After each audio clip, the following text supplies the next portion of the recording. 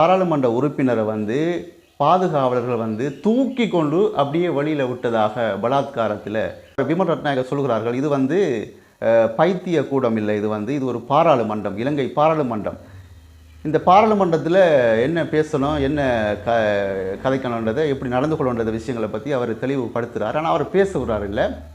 இவர் டாக்டர் திருப்ப பேசிக்கொண்டே இருக்கிறதுனால இவர்களும் கோபம் முட்டு அவர்கள் முடிவுக்கு வராங்க. என்ன சொன்னாங்க, இவரை வழியில் போடணும்னு சொல்லி போட்டு அவர்கள் அதுக்கு ஒரு பாராளுமன்ற உறுப்பினர் வைத்தியர் அர்ச்சுனா தூசண வார்த்தைகளில் ஒரு பெண்மணியை பேசியதாகவும் அதையும் காரணம் காட்டி முஸ்லிம்களுக்கு எதிரான ஒரு சில கருத்துக்களையும் கடந்த காலங்களில் முன் வச்சிருந்தார்கள். ஒரு விஷயத்தையும் முன் வச்சு என்ன செய்கிறாங்கன்னு சொன்னாங்க, பாராளுமன்ற பாதுகாவலர்களால் கௌரவ பாராளுமன்ற உறுப்பினர் அர்ச்சுனா வழியில் போடுறாங்க. எப்படி வழியில் போடுறாங்கன்னு சொன்னாக்கா, யாழ்ப்பாணம் நல்லூர் பகுதியைச் சேர்ந்த ஒரு தமிழ் போலீஸ் அதிகாரி.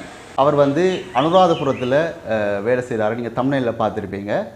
குளிக்கிறதுக்கு போகிறாரு ஒரு ஆற்றுக்கு போய் குளிக்கின்ற பொழுது அவர் நீரில் மூழ்கி உயிரிழக்கின்றார்.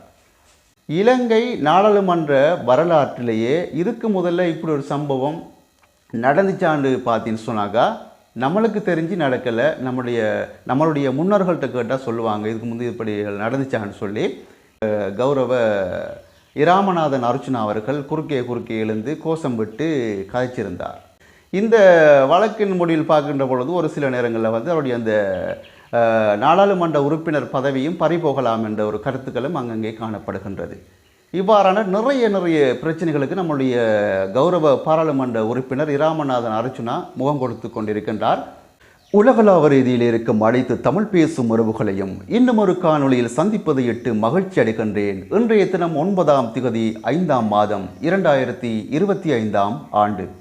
எந்த ஒரு சேனலுக்கு யாருக்கும் புதுசாக வந்து சொன்னாக்கா மறக்காமல் இந்த ஒரு சேனலையும் சப்ஸ்கிரைப் பண்ணிட்டு வீடியோக்களை பாருங்கள். நான் போடுகின்ற அனைத்து வீடியோக்களும் உடனுக்குடன் உங்களுக்கு நோட்டீஸாக வந்து சேரும் என்பதில் சந்தேகம் கிடையாது. இன்றைய தினம் நம்முடைய சேனலில் ஒரு முக்கியமான செய்தியை பற்றி பேச இருக்கின்றோம்.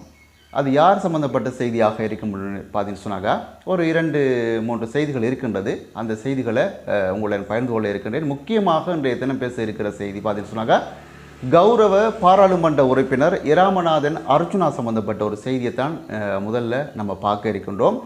அதே நேரத்தில் இன்னும் ஒரு செய்தியும் இருக்கின்றது, அதை இறுதியாக பார்க்கலாம். அதுக்கு முதல்ல பார்த்தீங்கன்னு சொன்னாக்கா, நேற்றைய தினம் 8ஆம் திகதி உங்களுக்கு தெரியும், கடந்த காலங்களில் வைத்தியர் கௌரவ பாராளுமன்ற உறுப்பினர் இராமநாதன் அர்ச்சுனாவுக்கு 8 பாராளுமன்ற அமர்வுகளுக்கு அவருடைய ஒளிபரப்பி தடை செய்யப்பட்டிருந்தது.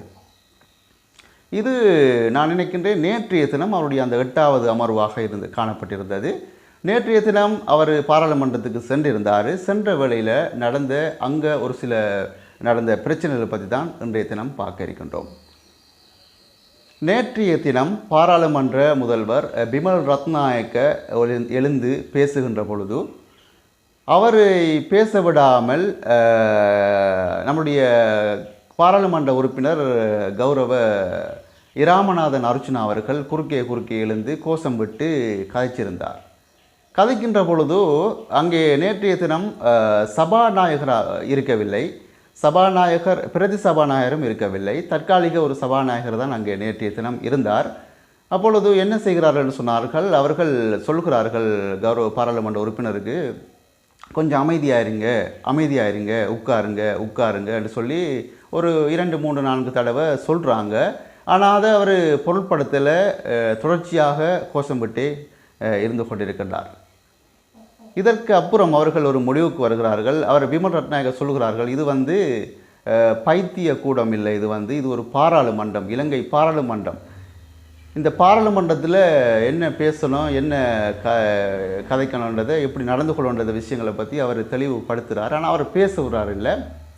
இவர் டாக்டர் திருப்ப பேசிக்கொண்டே இருக்கிறதுனால இவர்களும் கோபம் முட்டு அவர்கள் முடிவுக்கு வராங்க. என்ன சொன்னாங்க, இவரை வழியில் போடணும்னு சொல்லி போட்டு அவர்கள் அதுக்கு காரணமாக வைக்கக்கூடிய என்ன சொன்னாக்கா, அவர் ஏற்கனவே கௌரவ பாராளுமன்ற உறுப்பினர் வைத்தியர் அர்ச்சுனா தூசண வார்த்தைகளில் ஒரு பெண்மணியை பேசியதாகவும் அதையும் காரணம் காட்டி முஸ்லிம்களுக்கு எதிரான ஒரு சில கருத்துக்களையும் கடந்த காலங்களில் முன் வச்சிருந்தார்கள். ஒரு விஷயத்தையும் முன் வச்சு என்ன செய்கிறாங்கன்னு சொன்னாக்கா, பாராளுமன்ற பாதுகாவலர்களால் கௌரவ பாராளுமன்ற உறுப்பினர் அர்ச்சுனா வந்து வெளியில் போடுறாங்க. எப்படி வெளியில் போடுறாங்கன்னு சொன்னாக்கா, இலங்கை நாடாளுமன்ற வரலாற்றிலேயே இதுக்கு முதல்ல இப்படி ஒரு சம்பவம் நடந்துச்சாண்டு பார்த்தீங்கன்னு சொன்னாக்கா, நம்மளுக்கு தெரிஞ்சு நடக்கலை. நம்மளுடைய முன்னோர்கள்ட்ட கேட்டால் சொல்லுவாங்க இதுக்கு முந்தைய இப்படி நடந்துச்சான்னு சொல்லி. ஏன்னு சொன்னாக்கா, அப்படி ஒரு பாராளுமன்ற உறுப்பினரை வந்து பாதுகாவலர்கள் வந்து தூக்கி கொண்டு அப்படியே வழியில் விட்டதாக, பலாத்காரத்தில் தூக்கி கொண்டு வழியில் விட்டதாக செய்திகள் கிடைக்கப்பட்டிருக்கின்றது. சாதாரணமாக ஒரு பலாத்காரத்தில் என்ன சொல்கிறது, ஒருத்தர் பேசிக்கொண்டிருக்கிறாரு, யாரை பேச்சையும் கேட்குறாரு இல்லை, அவர் பாட்டுக்கு அவர் பேசிக்கொண்டு இருக்கிறாருன்னு சொன்னாக்கா அவர் என்ன பண்ணுவாங்க, பலாத்காரமாகத்தான் கொண்டு கொள்வாங்க. ஒன்றில் கைகளை பிடிச்சி இழுத்து கொண்டு போக வேண்டும். அப்படி இல்லாவிட்டால் என்ன செய்ய வேண்டும், பலாத்காரத்தில் அவரை தூக்கி கொண்டு அப்படியே விட்டதாகத்தான் ஒரு சில செய்தி ஊடகங்களில் செய்தி கிடைக்கப்பட்டிருக்கின்றது. ஆகவே இவ்வாறான விடயங்கள் நேற்றைய தினம் அவருக்கு நடந்திருக்கிறது. அதே நேரத்தில் பார்த்துட்டு சொன்னாக்கா இன்னும் ஒரு விஷயமும் அவத்தில் இருக்குது. எப்படி பார்த்துன்னு சொன்னாக்கா, அவர் வந்து வைத்தியராக இருக்கின்ற பொழுதே ஒரு நாடாளுமன்ற உறுப்பினராக எப்படி ஆக முடியும் என்ற ஒரு கேள்வி எழுந்து அதுக்கு வரையாக ஒரு வழக்கும் வைத்து கொண்டிருப்பதாக தகவல் கிடைக்கப்பட்டிருக்கின்றது. இந்த வழக்கின் முடிவில் பார்க்கின்ற பொழுது ஒரு சில நேரங்களில் வந்து அவருடைய அந்த நாடாளுமன்ற உறுப்பினர் பதவியும் பறிபோகலாம் என்ற ஒரு கருத்துக்களும் அங்கங்கே காணப்படுகின்றது. இவ்வாறான நிறைய பிரச்சனைகளுக்கு நம்முடைய கௌரவ பாராளுமன்ற உறுப்பினர் இராமநாதன் அர்ச்சுனா முகம் கொடுத்து கொண்டிருக்கின்றார். ஆகவே அவரும் அவருடைய காணொலிகளில் யூடியூப் தளத்தில், அவருடைய யூடியூப் சேனலில் வந்து அவரும் இது சம்பந்தமான ஒரு சில விஷயங்களை பற்றி பேசியிருந்தார். என்ன பண்ணுறது, தமிழர்களுக்காக குரல் கொடுக்கக்கூடிய ஒருத்தர் தான். அவரை நாம் குறையாக பேசவில்லை. அவருக்கு நடந்த அந்த சம்பவத்தை பற்றி தான் இன்றைய தினம் நம்மளுடைய சேனலில் பேசிக்கொண்டிருக்கட்டும். இதே வழியில் பார்த்துட்டு சொன்னாக்கா, யாழ்ப்பாணம் நல்லூர் பகுதியைச் சேர்ந்த ஒரு தமிழ் போலீஸ் அதிகாரி, அவர் வந்து அனுராதபுரத்தில் வேலை செய்கிறாரு. நீங்கள் தமிழ்நிலையில் பார்த்துருப்பீங்க. அனுராதபுர போலீஸ் நிலையத்தில் வேலை பார்க்குறாரு. வேலை பார்த்தவர் நேற்றைய தினம் என்ன பண்ணுறாரு சொன்னாக்கா, அவருடைய ஆஃப் டைமுக்கு வந்து அவர் குளிக்கிறதுக்கு போகிறாரு. ஒரு ஆற்றுக்கு போய் குளிக்கின்ற பொழுது அவர் நீரில் மூழ்கி உயிரிழக்கின்றார். யாழ்ப்பாணம் நல்லூர் பகுதியைச் சேர்ந்த இந்த ஒரு போலீஸ் அதிகாரிக்கு இந்த ஒரு சம்பவம் ஏற்பட்டிருக்கின்றது. ஆழ்ந்த அனுதாபங்களை தெரிவித்துக் கொள்வோம் நம்முடைய சேனல் சார்பாக. ஆகவே இன்றைய தினம் இந்த 2 செய்திகளையும் உங்களுடன் பகிர்ந்து கொள்வதற்காகத்தான் இந்த ஒரு காணொலியை கிரியேட் பண்ணியிருக்கின்றேன். இந்த ஒரு காணொலி சம்பந்தமான கருத்துக்களை பதிவிட மறக்காதீர்கள்.